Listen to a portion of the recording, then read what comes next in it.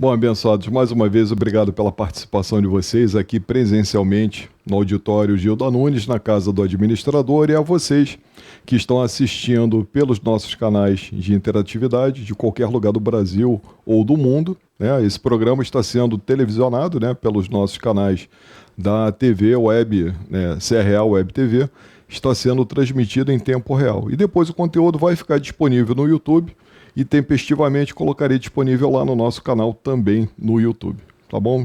De qualquer forma, agradeço aqui a presença dos administradores aqui presentes na noite de hoje e vamos tratar de um assunto que é um enigma da humanidade, por dizer assim. O comprador não era só um tirador de pedidos? Né? Muitas organizações olham para esta questão e elas se indagam. Não, mas vem cá, um sujeito lá que trabalha em compras, não é isso? Não é só uma pessoa que tira pedidos? Não. Essa ideia ela vem mudando. Ela passa a ser percebida hoje como um fator de sucesso. As organizações hoje começam a perceber na figura do comprador, da área de compras e com tudo aquilo que ela representa, a possibilidade dela ter um diferencial, né, num ambiente cada vez mais globalizado, cada vez mais complexo, dinâmico e, naturalmente, competitivo. Aproveito para pedir a vocês que façam inscrições, né? Me adicione lá no Facebook, também no LinkedIn e também no canal do YouTube, onde nós temos lá diversos conteúdos relacionados não só com logística, como mobilidade urbana e logística sustentável. Gostaria de registrar também a presença do professor Hélio Meirim, coordenador da Comissão Especial de Logística aqui do CRA, da qual também faço parte, que veio hoje, né, prestigiar o nosso evento. Obrigado, professor, pela sua presença e obrigado a todos vocês que responderam positivamente ao chamado e que estão aqui hoje. Muito obrigado pela vossa presença. E começando os trabalhos. E aí?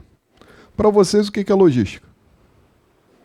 Como comissão de logística, a gente tem que, obviamente, puxar toda a brasa para a nossa sardinha. E aí? O que é logística? Um de cada vez. Não é isso? Isso, transporte, sim. O que mais? Armazenagem, processamento de pedidos, é isso? Embalagem protetora, distribuição. Olha quantas coisas a logística compreende. Mas a logística também compreende algo que acaba ficando assim um pouquinho esquecido ali no cantinho, que é a aquisição. Não é isso? Para você ter coisas para serem transportadas, para serem distribuídas, para que as empresas tenham, né, insumos para poderem executar os seus processos produtivos, né? Você tem lá um processo produtivo, tem as entradas, os inputs, processo produtivo tem as saídas, os outputs. Para você ter tanto inputs quanto depois fazer alguma coisa com os outputs, né, você precisa ter um processo de aquisição, você precisa ter compras. Então, dentro desse contexto, a gente vai, né, navegar um pouquinho pela logística e vai também falar um pouquinho da nossa área de suprimentos. Então, trazendo uma reflexão sobre logística, a gente tem em Balu que ela trata de todas as atividades de movimentação e armazenagem, que facilitam o fluxo de produtos, desde o ponto da aquisição da matéria-prima até o consumo final. E imaginem a quantidade de processamentos que esses materiais sofrem ao longo desse caminho. A quantidade de movimentações, a quantidade de cálculos que são necessários para que você possa finalmente, enquanto consumidor final, ter acesso àquele produto, do jeito que você imaginava, não é isso? Nas condições que você queria, na qualidade que você está disposto a pagar. Além disso, conta ainda com os fluxos de informação. Informações estas que são cada vez mais importantes, né? São informações que são geradas sobre preferências de consumo, os momentos ideais de refornecimento, né, de ressuprimento, de entrega, de processamento desse pedido, né?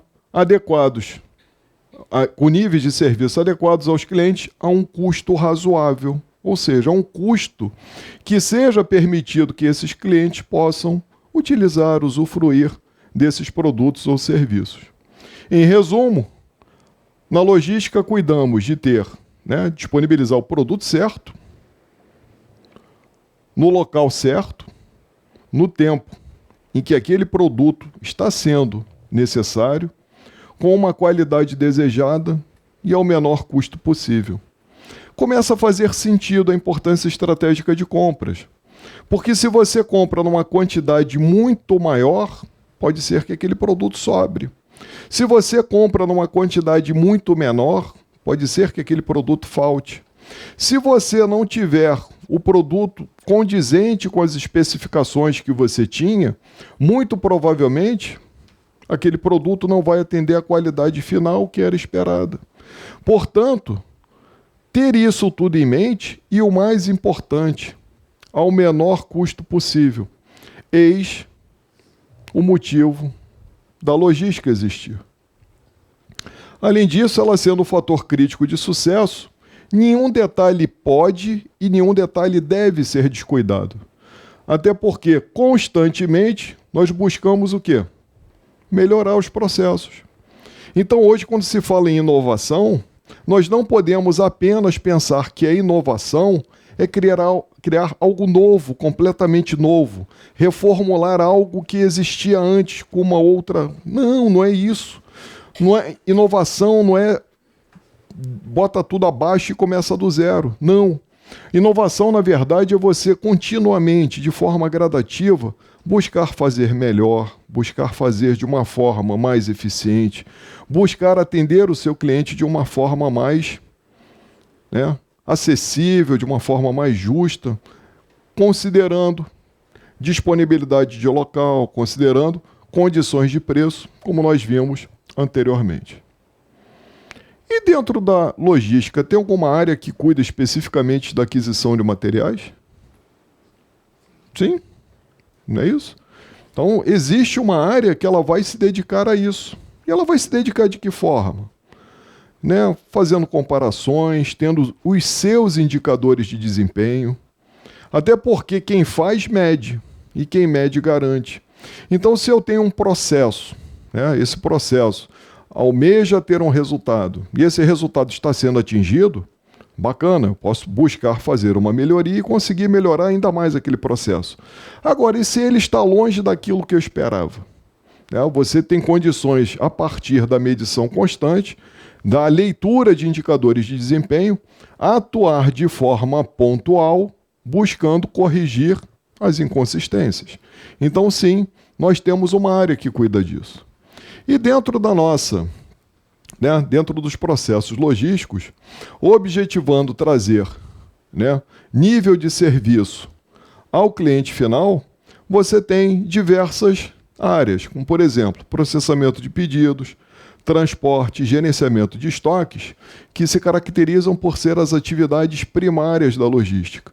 E como atividades secundárias, temos a manutenção de informações, a armazenagem, manuseio de materiais, embalagem protetora, programação do produto e a aquisição do produto, que é exatamente aonde se encaixa a nossa área de compras. Então, a área de compras, ela pertence a uma área da administração que ela cuida objetivamente da administração de material.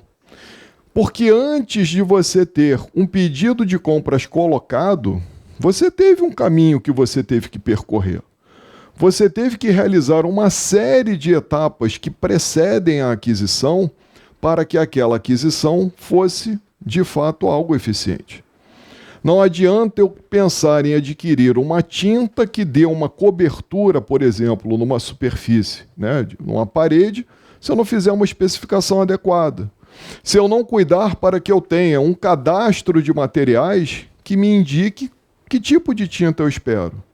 Vai ser uma tinta PVA, vai ser uma tinta látex, é uma tinta lavável, é uma tinta para ambiente interno, é uma tinta para ambiente externo. Não é só tinta de parede. Então, muitas das vezes, quando as empresas se deparam com situações, poxa, mas esse produto é muito ruim. Será que a culpa é do comprador? Será que essa culpa não passa também por uma releitura, uma manutenção no cadastro de materiais? Será que, de repente, a forma como aquele material está especificado, ela não está especificada de uma forma equivocada?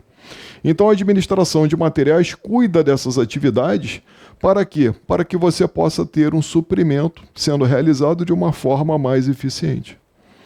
E aí, dentro da administração de materiais, nós temos 3 áreas importantes: planejamento, a área de compras e a área de armazenamento. Como planejamento, nós temos uma área que vai dizer o que será comprado, quando e quanto, a quantidade que será adquirida para fins de organização, né? Numa dimensão tempo e espaço, quais materiais serão adquiridos, quais materiais serão efetivamente colocados dentro da organização. A área de compras é o segmento que indica onde e como comprar. E, finalmente, a área de armazenamento é o segmento da administração de material que cuidará da movimentação e estocagem dos materiais. Portanto, uma área faz o planejamento, e pode ser um planejamento de médio e longo prazo.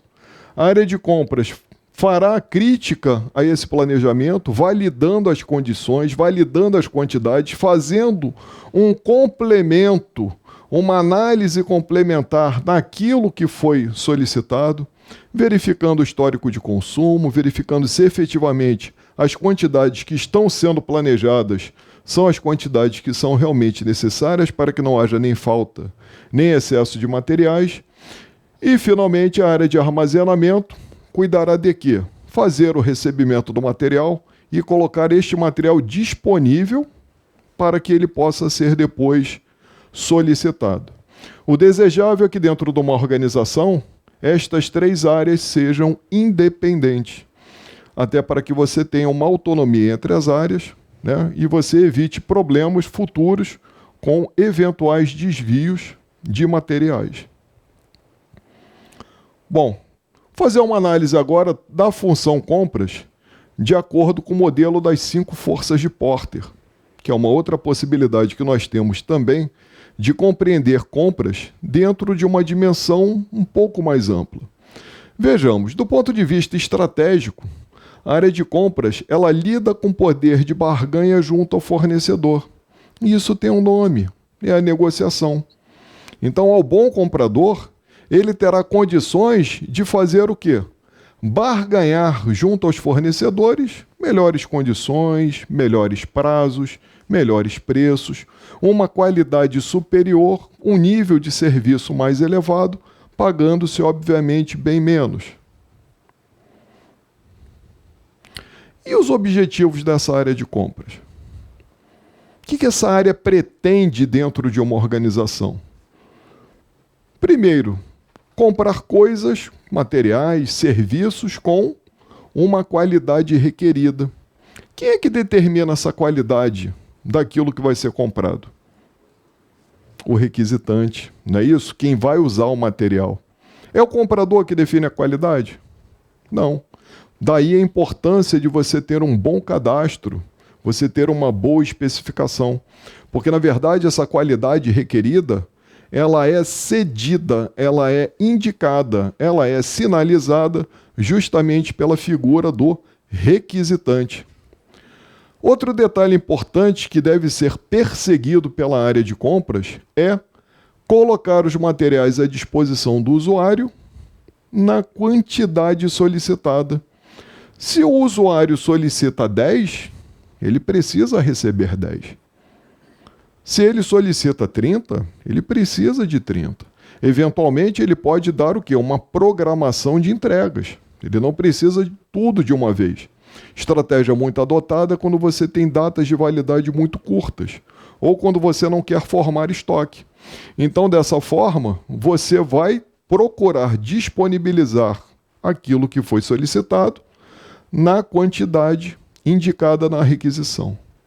Além disso, procurar dentro de uma negociação justa e honrada os melhores preços para a empresa, né? A empresa a qual ele veste a camisa. É óbvio que dentro dessa negociação justa e honrada, nós temos as questões de compliance. Nós temos a necessidade de emprestar ao processo de aquisição critérios de transparência, condições iguais de participação dos interessados, né? A divulgação daquilo ali, à luz, como por exemplo temos na Lei 8666 de 1993, que é a Lei das Licitações, que prevê o quê? A obrigatoriedade da divulgação, da ampla participação dos fornecedores. As empresas privadas precisam seguir a Lei 8666? Não, mas elas podem utilizar subsídios que essa lei nos dá e tornar o quê? Um processo justo e honrado. Empresas que carecem, que atravessam dificuldades de fornecimento, seja por falta de fornecedores interessados no suprimento, seja por condições de preço que às vezes saem da média, né, de mercado, podem estar atravessando um momento que elas precisem o quê? Abrir um pouquinho mais o compasso. Vai buscar fornecedores em outros municípios, buscar fornecedores em outros estados. E aí, com isso, você amplia as condições de participação. E, finalmente, coordenar para que os materiais estejam à disposição do usuário no prazo, né, no momento correto. E aí me ocorre que, recentemente, nós tivemos um evento olímpico em nossa cidade. Imaginem se em algum momento o processo de aquisição, né, a entrega das medalhas não tivesse ocorrido no prazo acordado. A pessoa, no momento lá da entrega, lá da premiação, não, segura aqui um vale medalha. Não tem. Então, já que você não tem essa possibilidade, né, qualidade requerida, quantidade solicitada, melhores preços e condições e, obviamente, cumprindo o prazo que foi estipulado. Nem antes de mais, nem depois, na hora, no momento que ele foi solicitado. Dentro das atividades de compras, existe uma que chama muita atenção e que ela deve demandar muito cuidado por parte do setor, que é a questão do cadastro de fornecedores. Geralmente é uma atividade que dá-se pouca atenção, mas que ela necessita de ter um certo cuidado. Trata-se de um conjunto de informações referente a cada empresa fornecedora, seja ela industrial, comercial, pessoa física ou pessoa jurídica. Nesse cadastro de fornecedores, você tem condições de fazer uma qualificação desse fornecedor. E atualmente, com o advento da informática, você consegue vincular indicadores de desempenho a esse fornecimento, ao ato desse fornecedor entregar o seu produto. Por exemplo, se o fornecedor atrasa, ele vai receber uma nota diferente daquela que ele receberia se ele tivesse entregue no prazo.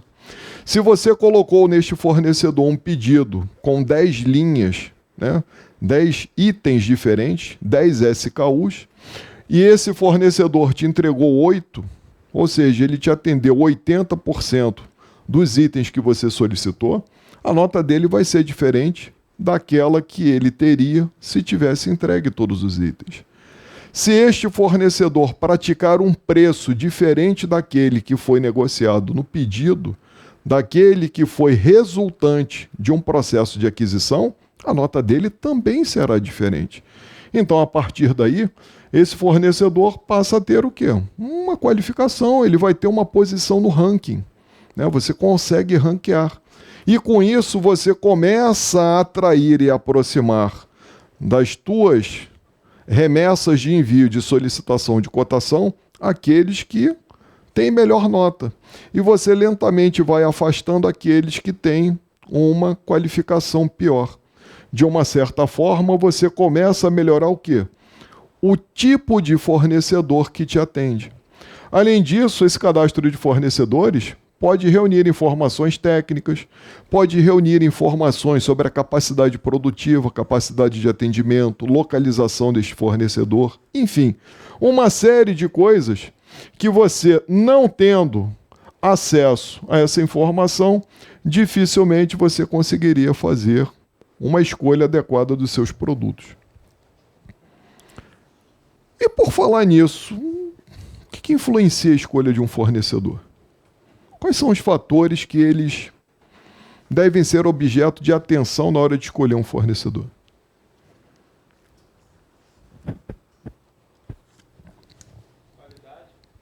Qualidade, preço, prazo. O que mais? Condições de pagamento, pós-venda. né? Assistência técnica. Saiu uma notícia agora, tem 2 semanas, que deixou muita gente de cabelo em pé, principalmente os proprietários daquela marca.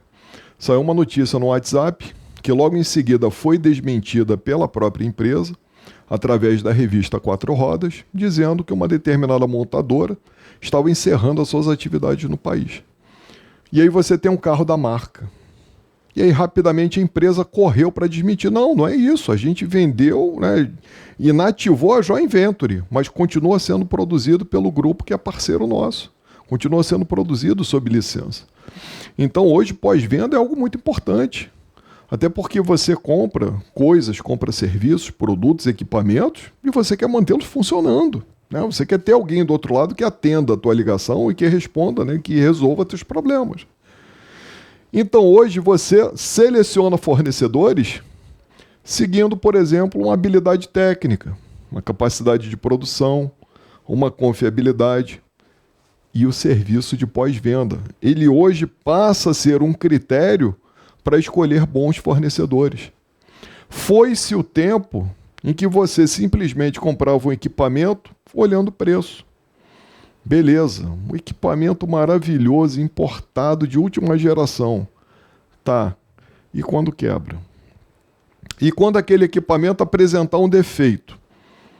Porque hoje a modernidade trouxe tudo, né, computadorizado. E quando queimar a placa? O que eu faço com o equipamento? Eu vou encostar do lado? Vou arrumar alguém que faça ali uma gambiarra, um bacalhau? Não existe isso. Não existe espaço para adaptações em equipamentos novos. Então hoje passa a ser um fator, na hora de fazer a escolha da aquisição, vem cá, tem peças de reposição? Será que nós teremos pessoal de apoio? Não, tem uma assistência técnica que fica em São Paulo. Ok, é um equipamento que eu tenho um backup? E se for um elevador? Com gente lá dentro. Então, assim, passa a ser algo para se pensar. Além disso, será que esse sujeito, essa empresa, ela tem condições de produzir e fornecer o que você precisa? Será que aquela empresa ela terá condições, ela tem habilidade técnica, ela tem um quadro técnico capaz de atender a tua demanda? Porque senão você vai comprar um problema.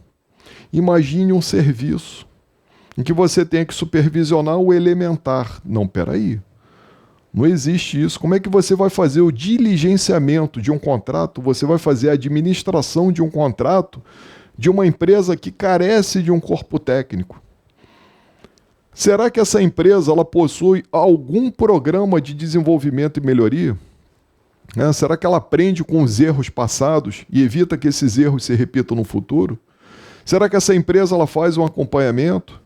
Será que essa empresa, esse fornecedor, terá condições de te ajudar a melhorar o que você faz, melhorar o serviço que você presta?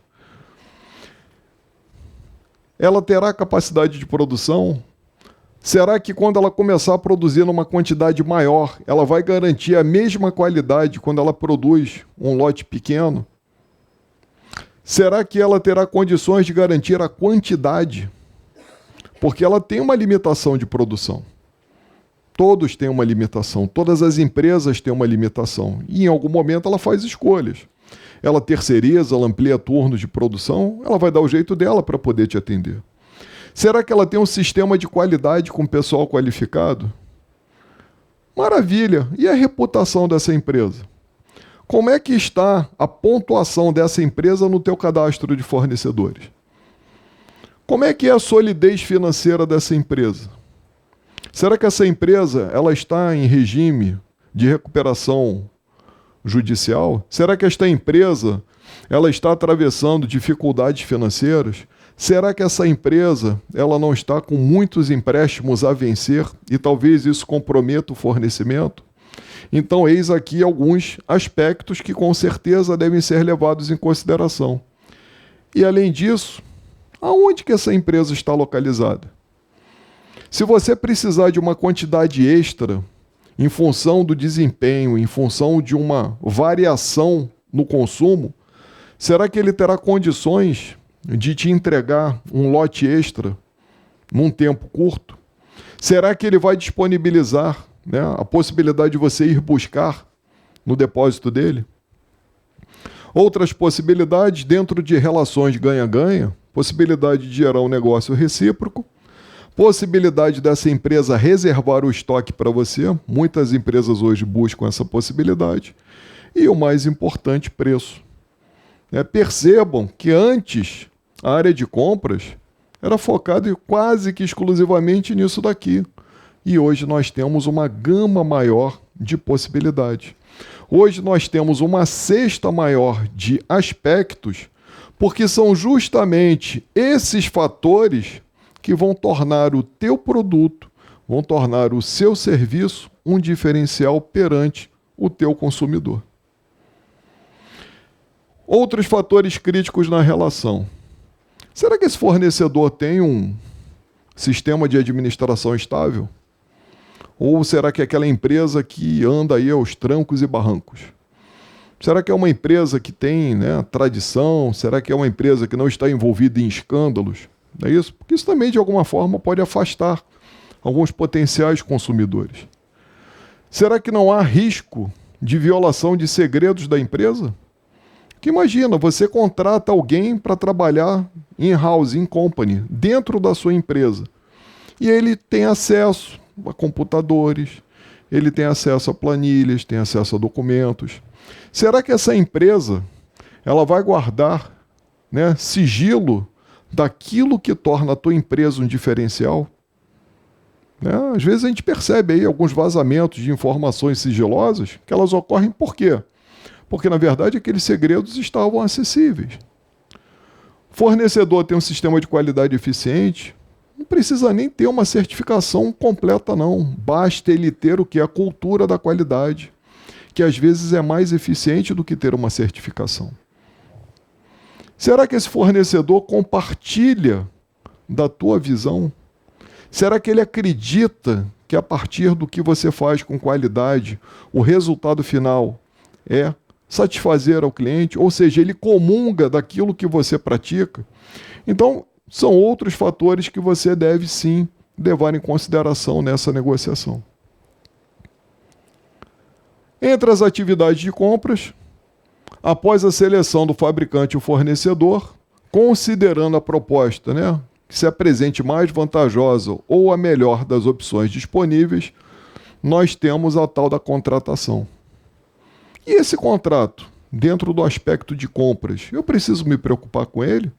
Sim, porque ele terá as regras que serão utilizadas para quê? Para que você depois tenha um acompanhamento, para que você possa fazer no mercado uma atração de empresas interessadas em fornecer o produto ou serviço. Geralmente, quando você faz uma solicitação de cotação e esse objeto de cotação envolve um contrato, você manda junto da solicitação de cotação a minuta desse contrato. Contrato de serviços, um contrato de fornecimento, um contrato guarda-chuva de fornecimento de materiais. E aí você terá a oportunidade de quê? Atrair empresas que concordam com aquele contrato, que concordam com as condições que estão ali e que até eventualmente te ajudarão a aperfeiçoar aquele modelo. Porque nem sempre o comprador detém o conhecimento vasto e amplo de todas as áreas. Muitas das vezes, cabe ao próprio mercado sinalizar que algumas cláusulas ali apresentam algum problema. Olha, o mercado não faz o fornecimento desta forma, faz desta. É isso. O comprador valida, o comprador vai a campo validar, realmente. Existe o entendimento quanto à unidade de medida de fornecimento, existe o entendimento quanto às medições que são realizadas, e aí esse contrato é ajustado. Esse contrato, para se tornar, de fato, né, um instrumento que te ajude depois a cuidar de uma aquisição, de uma contratação vantajosa, deverá ser submetido ao setor jurídico da organização, para que sejam afastadas as possibilidades de algum vício de construção, da falta de alguma cláusula ou de alguma inclusão de cláusula desnecessária. Tá? Então, a partir daqui, você tem condições, né, de ter estabelecidas as regras do jogo. Tá? É uma fase também bastante importante da atividade de compras. E, finalmente, nós temos o diligenciamento ou a gerência do contrato. Escolheu-se a proposta mais adequada, mais vantajosa, né? Teve a assinatura do contrato, iniciou-se o fornecimento ou a prestação do serviço. Terminou aí? Não. Você tem uma fase posterior que é o diligenciamento, que você vai acompanhar a execução daquele contrato. Vai verificar se aquele contrato está realmente seguindo aqueles parâmetros que foram estabelecidos. Se aquele contrato cabe medições, se as medições estão sendo feitas. Se naquele contrato cabem apontamentos de horas trabalhadas, se as horas trabalhadas efetivamente estão sendo cobradas e se efetivamente estão sendo pagas. Não é isso? Se ainda existe saldo de material, se aquele saldo de material será utilizado agora, será utilizado a posteriori. Então, o diligenciamento é outra fase igualmente importante dentro desse ciclo de aquisição. Uma outra atividade interessante é a atividade de transporte, que deve ser decidida no ato da negociação, cabendo a sua responsabilidade ou ao comprador, né, aquele que está adquirindo o material, ou ao fornecedor. Havendo interesse, havendo a possibilidade, né, opta-se sempre por aquela mais vantajosa para a organização. Essa atividade cuida das providências necessárias à remessa do material, né, desde a origem até o destino. Vem indicado na ordem de compra e consta na nota fiscal. No ato do recebimento, deverá o responsável pelo recebimento do material verificar se o frete devido está sendo cobrado, ou do destinatário ou do emitente. Nas ordens de compra devem constar o tipo, né, o modal de transporte, se aéreo, rodoviário, ferroviário, bem como a condição de entrega, se por conta, né, do destinatário ou do emitente. Compras no contexto logístico. Então, gerenciamento de uma cadeia de suprimentos, e hoje fala-se muito em cadeia de suprimentos, que são arranjos organizacionais que permitem às organizações trabalharem, né, de forma sincronizada, objetivando atingir o cliente final.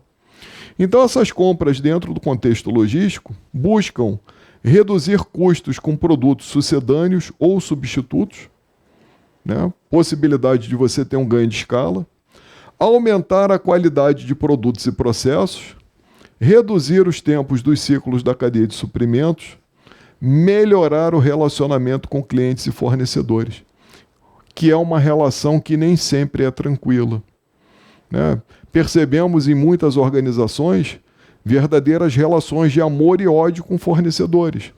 Mas por que essas relações de amor e ódio acontecem? O que faltou? O que ficou pelo caminho? Será que não ficou pelo caminho uma especificação mais adequada? Será que não ficou pelo caminho um contrato melhor redigido, melhor amarrado? Não, mas você disse. Disse quando? Né? Então, se você não tem a coisa muito bem definida, você abre espaço para interpretações. E a partir dessas interpretações, você pode ter, com certeza, muitos problemas decorrentes. Então, por tudo isso, nosso comprador deixou de ser um tirador de pedidos. Ele passou a ter uma preocupação que vai além. Ele passou a ser parte integrante do processo, porque ele, nesse momento, ele passa a ser um pesquisador. Ele consegue fazer uma crítica àquela requisição. Ele consegue verificar se naquela requisição a quantidade que está sendo solicitada está acima. E aí ele pergunta ao requisitante: olha, pelo teu histórico de consumo, você está com uma requisição que é 30%, 40%, 80% acima do teu consumo médio. É isso. Porque o requisitante também erra. Então ele seria a última linha de defesa antes daquela aquisição equivocada se tornar realidade. Além disso, como pesquisador, ele tem um papel fundamental de buscar o quê? Outras fontes de fornecimento. Ele pode e deve buscar outros fornecedores em outros locais. Ele pode e deve apresentar alternativas de produtos que possam ser incluídos na cesta de fornecimento. Passa a trabalhar também como consultor para algumas áreas, né? E lembro de um caso que eu tive a oportunidade de vivenciar. Trabalhei numa empresa como comprador, como analista de suprimentos, e na ocasião a área de segurança apresentava um problema que era crônico nas lojas. Era uma loja, né, uma rede varejista, uma grande rede varejista aqui na nossa cidade, e eles tinham o seguinte problema, né? Colocavam os computadores em exposição, os laptops, e as pessoas iam, né, com uma chave, com alguma coisa, e arrancavam as teclas dos notebooks. E com isso você causava uma avaria. E eles mudavam a posição das teclas, porque ali você destaca a tecla, depois você bota e aperta, ela trava de novo. Trocavam as teclas de posição, formatavam os computadores. E aí, naquela ocasião, tivemos a oportunidade, em parceria com a área de segurança da organização, de desenvolver um dispositivo acrílico que permitia apenas a pessoa usar o espaço para passar ali o dedinho, né? Como se fosse o mouse do notebook. Ou seja, ela não tinha mais acesso às teclas. Ela não tinha mais a possibilidade de digitar um comando de DOS, por exemplo, formate C2 pontos, e você formatava todo o computador. Esse dispositivo ficava fixo na gôndola e ele servia inclusive como antifurto.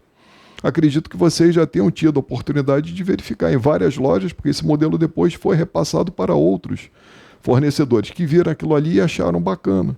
Aquilo surgiu aonde? Dentro de uma área de compras. Então, ao comprador, como ele tem acesso aos fornecedores, como ele tem a possibilidade de desenvolver soluções, por que não ele trabalhar como consultor? E também como analista de valor, vendo as relações de custo-benefício, apresentando alternativas que possibilitem aos requisitantes que utilizam determinados produtos de forma continuada terem alternativas. Por que eu vou ficar comprando pilhas descartáveis para um equipamento que eu uso de forma recorrente? Utilize baterias recarregáveis. Por que eu vou ficar utilizando canetas para quadro branco descartáveis, se eu tenho como recarregá-las? Então são alternativas também possíveis para serem executadas pelos compradores, que, como falei a vocês, deixou de ser um tirador de pedidos. Ele é parte integrante da solução das organizações.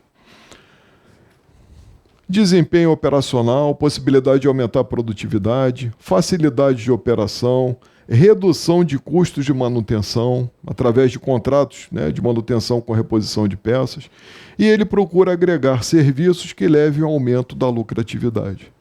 Tá? Dentro disso aqui você tem os chamados trade-offs. Né? Você não pode tomar uma decisão simples, não é uma decisão fria baseada em apenas um custo. Você tem que analisar o custo total da operação. Tá? Então os trade-offs estão presentes também dentro da área de compras.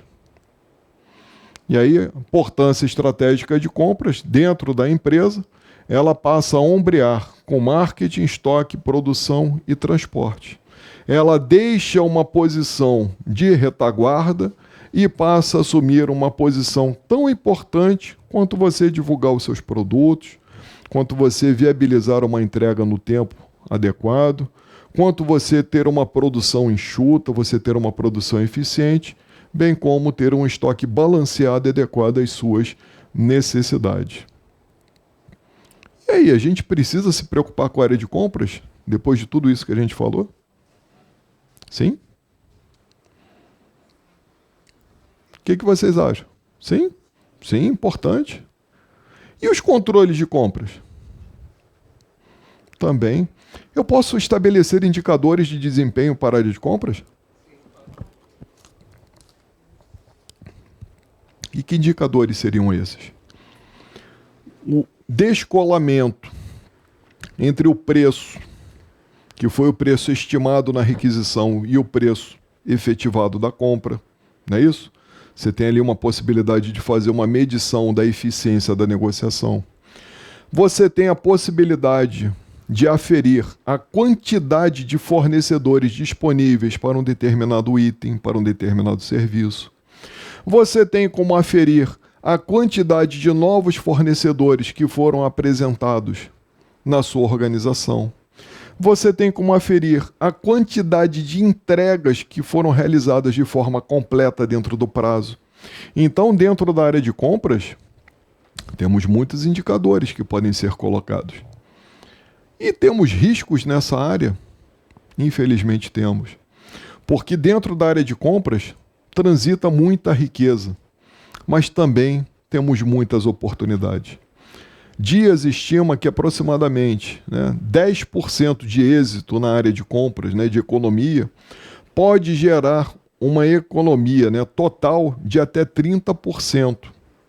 Então isso traz uma vantagem muito grande para as organizações. Tá?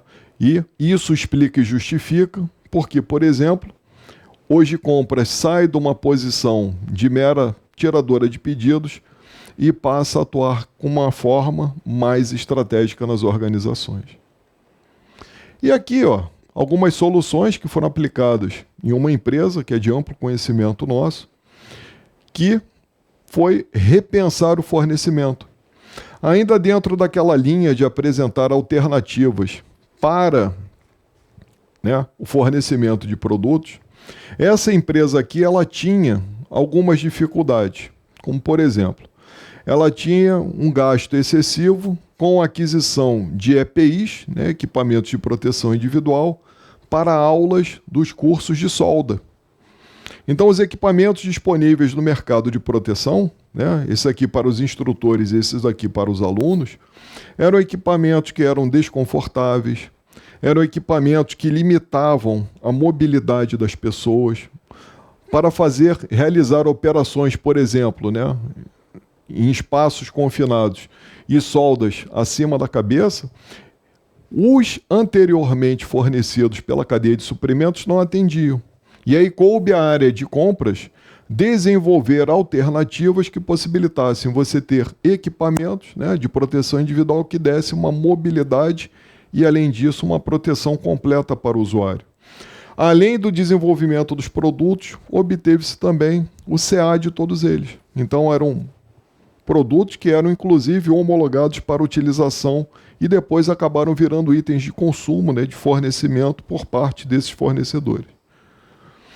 Uma outra situação também que ocorreu nesta organização, e essa foi muito interessante, havia o fornecimento de uniformes. Então, camisetas dos tamanhos P, M, G e GG. Aí, com esse porte físico atlético que eu tenho, peguei uma camisa G e fui experimentar. Parecia uma roupa de surfista. Parecia uma camisa de neoprene.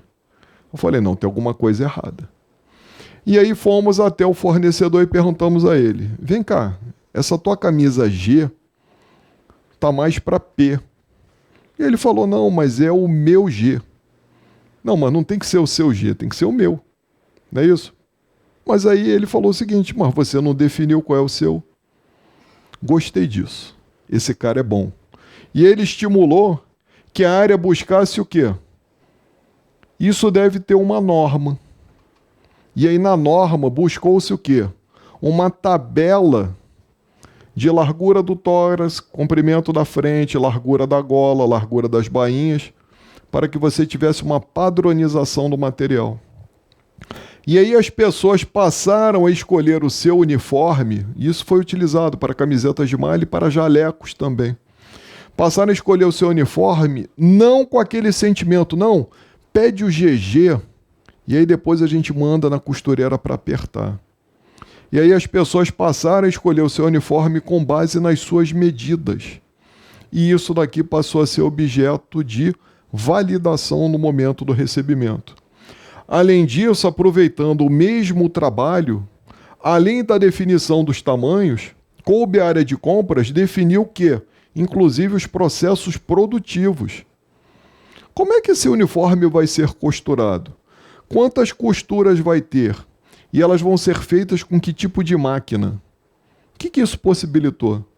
Possibilitou uma mudança de paradigma. Antes eram camisetas que você não sabia sequer quem era o fornecedor e agora passava a constar, inclusive na etiqueta daquela camiseta, o CNPJ, condições de manutenção, né, de lavagem, não colocar para secar pendurado, aquelas coisas que normalmente vêm escritas no uniforme. E isso foi trazido o quê? Justamente por uma área de compras. Não bastasse isso, no ano onde foi feito o levantamento, cumulativamente, a questão do casaco de couro, do avental tipo barbeiro, inclusão de caneta recarregável dentro da cadeia de suprimentos e inclusão de pilhas recarregáveis, que além da pegada ecológica, possibilitam que o usuário tenha uma reutilização e um reuso, no primeiro ano, uma economia de R$ 144 mil e, ao longo de 5 anos, R$ 847 mil. Esse primeiro ano teve um impacto maior por conta da aquisição de carregadores, né, da aquisição, né, de um lote maior de pilhas, né, recarregáveis que seriam utilizadas pelas áreas e depois, futuramente, uma economia global de 847 mil. Tá? Então, só para ilustrar, né, com alguns dados bastante expressivos, coisas que podem fazer com que o comprador deixe de ser um mero tirador de pedidos. O comprador pode e deve sim repensar o fornecimento. Ele pode e deve sim mudar a sua postura. E ele pode sim responder sim. Ele ajuda no desenvolvimento da empresa. Compartilhar com vocês que dia 19 de setembro é o dia do comprador. Né? Os compradores aqui presentes, compradores de ontem, atuais compradores e futuros compradores, né? O dia do comprador é dia 19 de setembro. E queria aproveitar esse momento agora para abrir para perguntas. Né? Se vocês tiverem alguma pergunta, algum comentário, de preferência que eu saiba responder, obviamente. Diga. O senhor colocou produtos sucedâneos ou substitutos. Uhum. Produtos sucedâneos é a mesma coisa de produto substituto ou são diferentes? Na verdade, são produtos que você vai ter as mesmas funcionalidades, vai ter as mesmas características, mas que você pode ter uma outra forma de apresentação. Um exemplo daquele avental, porque não tinha ali a foto do avental anterior, né? Que você, para realizar esse tipo de operação, você simplesmente não conseguia, ele parava no meio do caminho. E você depois passa a ter o quê? Um outro avental que te dá uma condição melhor. Era uma vestimenta mais leve, te dava o mesmo padrão de proteção e era, inclusive, mais barata. Tá? Então, assim, você tem a possibilidade de utilizar coisas alternativas, né? Fazer o mesmo de outra maneira, né? Utilizando outros recursos e com isso aí, obviamente, tendo, né, a possibilidade de ter um resultado mais satisfatório. E aí vem aquele nosso inconformismo enquanto administradores. Nós não podemos nos conformar, isso sempre foi feito assim. Não. O sempre foi feito assim está errado. Nós temos que apresentar uma alternativa mais viável, de preferência economicamente mais interessante. Não é isso? Até para que a gente saia também da zona do conforto. Quando você apresenta uma solução destas, isso é inovação. Né? Pilha recarregável já tem aí há muito tempo. Né? A caneta, né, que você depois passa o apagador e tira, não apareceu ali, mas foi feito na mesma ocasião a codificação e a inclusão no cadastro de materiais de fornecimento de um apagador que trocava o refil. Então você não precisava mais ter o apagador descartável. Né? Você trocava simplesmente o refil. Você recarregava a tinta da caneta. Né? Olha a economia disso daí ao longo do ano. Né? Olha a economia quando você projeta isso aí há 5 anos. E como é que você consegue chegar nesse número? Observa o teu histórico de consumo. Observa a quantidade de requisitantes. Observe a quantidade de itens que normalmente eles teriam em uso. E a partir daí você consegue montar uma proposta robusta. Né? Tem esse item, né, codificado dentro do teu cadastro de materiais. Tenha condições de mostrar ao requisitante as vantagens que ele terá com a migração de um produto que ele antes usava, que era descartável e jogava fora, quanto ele gastaria no ano, e fazendo essa pegada ecológica, né, o nosso planeta agradece, e quanto com essa pegada você está trazendo de economia real para a empresa. E aí sim você tem condições de mudar a realidade. Mais alguma? Diga. Só um minuto que ele vai levar o microfone até para os colegas poderem ouvir.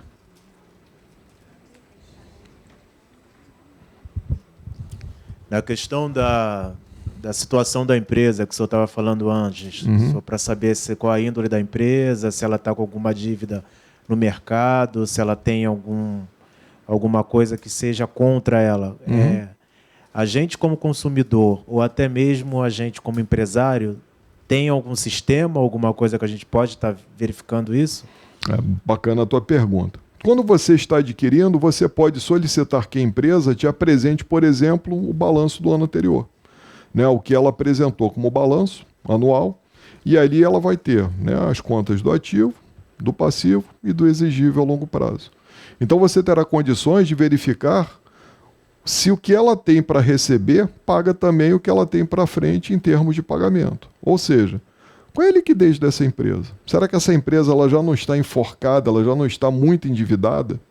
Será que essa empresa ela terá condições ou melhores condições de honrar os seus compromissos? Uma outra forma que você tem também de verificar, solicitar certidões negativas, né, de dívida com a Receita Federal, de dívida com a Fazenda Estadual, dívidas com a Fazenda Municipal. Pede para ela o cadastro do CNPJ. Muitas dessas certidões você consegue tirar pela internet. Você consegue fazer a manutenção do teu cadastro de fornecedores de forma remota. Algumas você depende da figura do profissional ir até lá, algumas certidões são pagas. Dependendo da complexidade, exige que ela te apresente a certidão negativa do título de cartórios e protestos. Aqui no Rio de Janeiro são 4, primeiro, segundo, terceiro e quarto ofício. Né? E aí, de posse dessa documentação, você vai ter a certeza do seguinte: olha, a empresa está em dia com o município, está em dia com o Estado, está em dia com a União. Ela não tem títulos protestados, né? Ela está bem com a saúde financeira. E, além disso, enquanto pessoa física, você hoje tem uma ferramenta que te ajuda a fazer uma boa investigação. Existem sites especializados na internet, como o Reclame Aqui, por exemplo, que você pode fazer uma consulta e verificar como está a satisfação dos usuários, né? Das pessoas que normalmente compram aqueles produtos, né? Que requisitam, demandam aqueles serviços. Opa, essa empresa aqui está com algum problema. Aqui tem 17 mil reclamações. Será que é uma empresa legal para você fazer serviço com ela? Será que é uma empresa que vale a pena você montar uma parceria? Né? E no ruim de tudo, você pode fazer também uma diligência.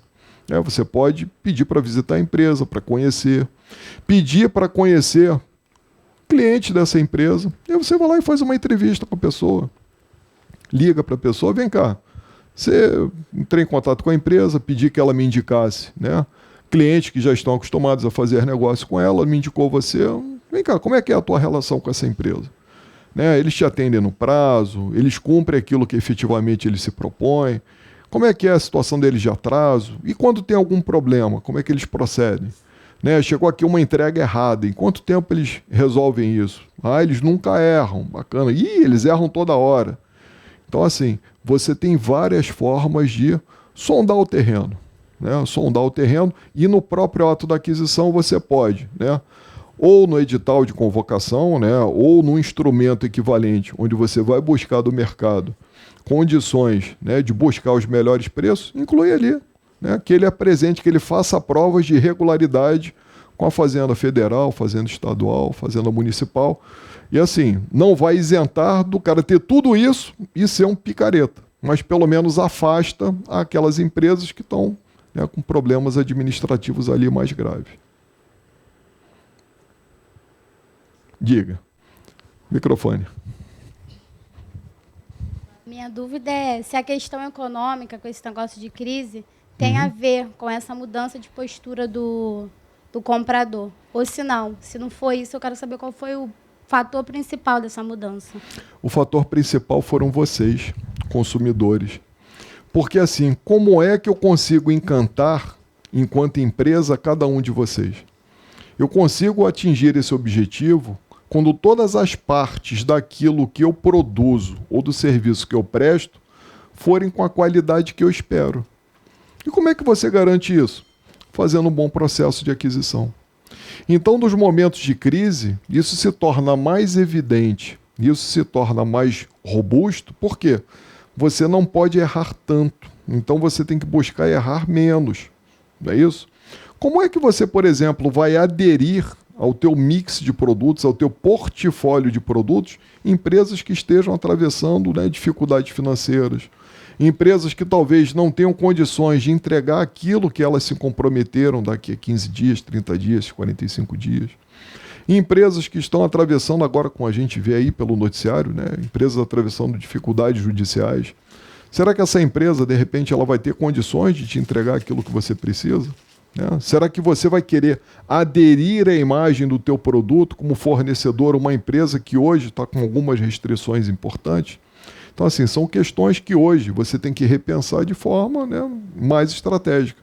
Mas respondendo a sua pergunta, não. Na verdade, isso já é uma mudança de comportamento muito, né, assim, muito mais forte por conta da globalização e do aumento da competição. O que te faz diferente? O que faz cada um de vocês aqui ser diferente? O que faz o teu CPF ser diferente do CPF do colega? O que te dá, né, essa diferença? Qual é a tua vantagem competitiva? As empresas estão buscando isso. E essa é uma das formas que elas têm de fazer o quê? Garantir um suprimento tranquilo, né, reduzir a dor de cabeça e, obviamente, melhorar a qualidade do produto, né, o serviço que ela presta. Tá? Mais algum? Passar aqui, já vou te passar a palavra.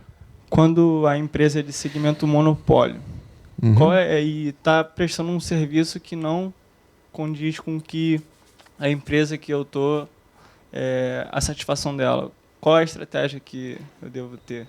Aí depende. Vamos imaginar que o monopólio seja, por exemplo, né, na parte de fornecimento de energia elétrica. Você tem alguns canais internos na própria organização que você pode utilizar para, pelo menos, né, postar reclamações, e você tem agências reguladoras que, de alguma forma, te ajudariam a que você tenha um serviço adequado.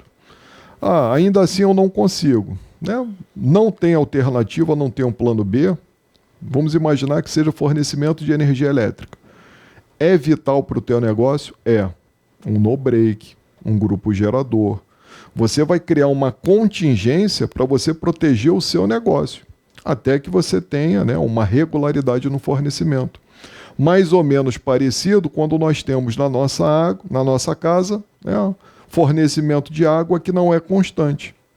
Se você tem um fornecimento de água que é constante, você pode se dar ao luxo de ter uma caixa d'água na cobertura da sua casa ou no ponto mais alto, pequena, para resolver ali questões de pico de demanda durante o dia. Por exemplo, a hora que todo mundo chega do trabalho e vai tomar banho. Naquele momento, se ficar com a água da rua, não dá vazão. Aí você tem uma caixa d'água para compensar, terminou aquele momento de pico, né, a água que vai caindo da rua vai enchendo. Você não tem o fornecimento constante. Né? A água vem 2, 3 vezes por semana quando comparece ao serviço. Você já tem que ter uma cisterna. Então, quando você não tem daqueles, né, fornecedores, né, até por conta do monopólio, nós temos ainda alguns monopólios importantes, você acaba criando o quê? Contingências. Né? Você acaba criando o quê? Mecanismos para te proteger. Em algum momento, esses mecanismos se tornam tão eficientes que você começa a reduzir a tua dependência dessas empresas.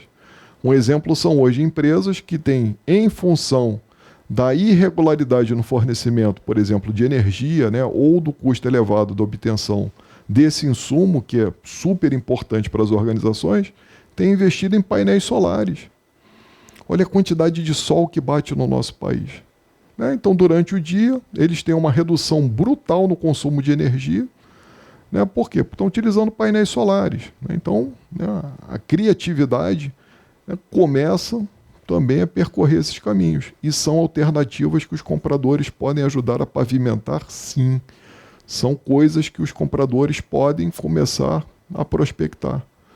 E as coisas aparecem assim, num bate-papo. Olha, eu não estou satisfeito com o fornecimento de energia.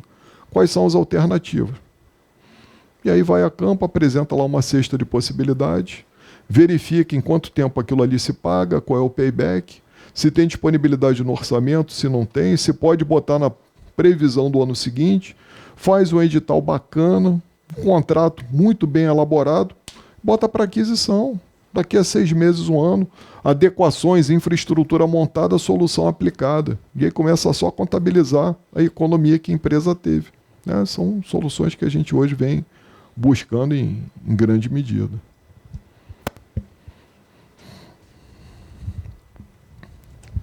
Na verdade, eu não queria nem falar sobre uma pergunta, por sinal. Você falou sobre o desenvolvimento de parceria com os fornecedores, Ok. sobre novas ideias, sobre Bacana. inovação. Mas não só sobre isso, acho que uma parceria com o fornecedor. Claro que não numa compra spot, num fornecimento a médio ou longo prazo, seria ideal a gente conhecer a cadeia de suprimento dos fornecedores, Sim. para a gente poder atuar sobre o que o fornecedor pode ganhar para que a gente tenha uma redução no preço, no custo global do pedido, para aumentar o nosso lucro. Até porque, em alguma medida, vamos imaginar que você está aqui no Rio e você tem uma entrega que você faz no seu depósito em São Paulo. Mas esse fornecedor, utilizando essa ideia de cadeia de suprimentos, um dos principais insumos que ele utiliza os fornecedores estão localizados em São Paulo. E ele, por exemplo, está aqui no Rio. O que você pode muito bem fazer? No seu deslocamento de ida, você monta uma estratégia logística de recolhimento, e aí você pode fazer, inclusive, aquela estratégia do Milk Run, combina o horário, né? Passa lá nos diversos, faz um catacata, passa nos diversos fornecedores desse teu fornecedor e vem com o caminhão cheio e entrega no teu fornecedor. O preço do produto que ele vai te passar vai ser menor. Então você tem condições, né, de otimizar o teu deslocamento, evitar que teu caminhão volte vazio e nessa volta, que ele já iria voltar, você ainda faz uma entrega ao teu fornecedor. Uma outra possibilidade, né, que algumas empresas vêm utilizando, elas criaram uma expertise tão grande nessa questão, né, de fazer esse desenvolvimento de novas ideias, né, de inovação, que elas começam a emprestar os seus compradores para os fornecedores e começam a fazer a seguinte parceria.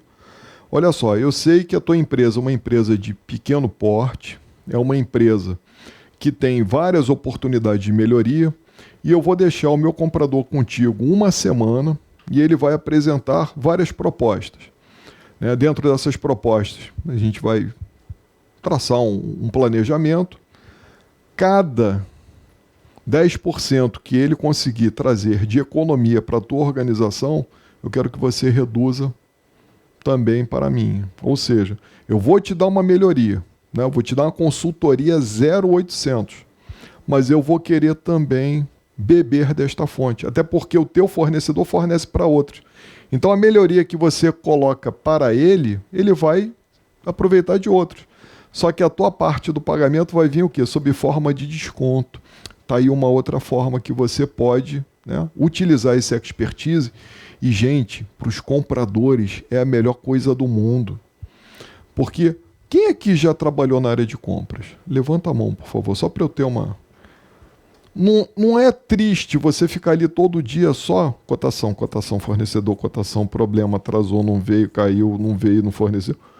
Quando você sai dessa situação e você começa a apresentar soluções alternativas, você começa a ver as pessoas usando o teu avental, você começa a ver as pessoas usando o jaleco e aquele acabamento que parece que foi feito por alfaiate, pô, isso não tem preço. Então é uma mudança de postura, é uma mudança de comportamento e aí eu concordo contigo. Né? Tem como você entrar sim na cadeia de valor do fornecedor e também ajudá-lo. Porque é uma relação ganha-ganha. No final das contas, quando você ajuda o teu fornecedor, é assim, ó. Você também está se ajudando. Né? Porque você está melhorando a qualidade dele, ele passa a ter um compromisso maior contigo. Não, a empresa do Júlio, poxa, campeã, eles vieram aqui. Cara, eles vieram aqui. Eles me ajudaram. Eles resolveram um problema. Porque você vem de fora, meu amigo, para dar palpite é a coisa mais fácil do mundo. Você chega e olha isso. O cara que está lá dentro, talvez ele tropece nos problemas, mas não perceba. E aí você vem de fora já com uma bagagem e consegue dar soluções. Tá? Então muitas empresas hoje buscam isso também. Mais alguma? Não? Então, pessoal, queria agradecer a vocês, né? encarecidamente pela presença. Olha, para mim, né, que sou um administrador, desde 1996, foi quando eu fiz o meu registro aqui no CRA, ver a casa do administrador cheia, né, repleta de administradores, é um motivo de grande satisfação. Ver rostos conhecidos, né, rostos amigos, é algo assim que nos deixa, né, com o coração transbordando. Desejo a vocês um bom retorno para suas casas. Desejo que vocês possam aproveitar, né, um pouquinho disso que foi passado aqui, e que vocês ajudem as empresas de vocês a mudarem esse ponto de vista. O comprador não é só tirador de pedidos, não. Esse comprador, ele pode ser muito mais. E o mais importante, ele quer ser muito mais. Tá bom? Obrigado a vocês pela presença.